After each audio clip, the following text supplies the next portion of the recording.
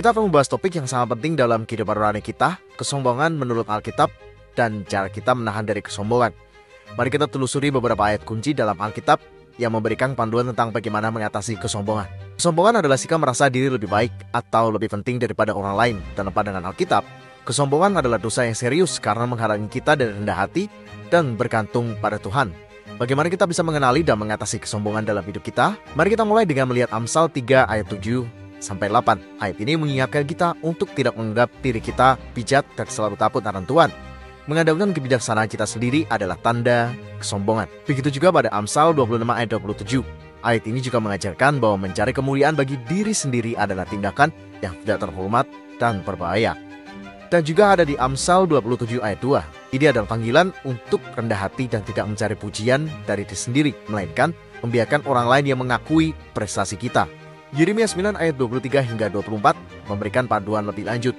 Ayat ini menekankan bahwa jika kita ingin bermegah, bermegahlah karena mengenal Tuhan, dan bukan karena kebijaksanaan, kekuatan, atau kekayaan kita. Pada Roma 12 ayat 16, dalam ayat ini mendorong kita untuk hidup dalam kesederhanaan dan tidak menganggap diri kita lebih baik daripada orang lain.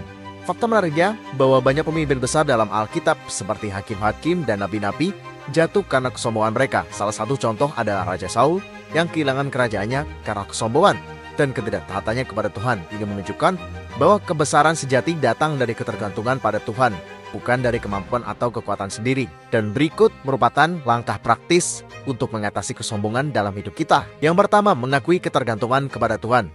Sadari bahwa segala sesuatu yang kita miliki dan capai adalah karena anugerah Tuhan. Kedua, menghindari pujian diri sendiri. Biarkan orang lain yang memuji kita dan fokuslah pada memberi pujian kepada Tuhan. Ketiga, hidup dalam kesederhanaan.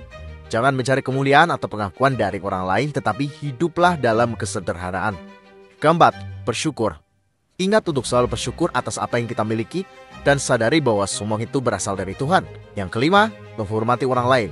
Hargai dan hormati orang lain tanpa memandang rendah mereka.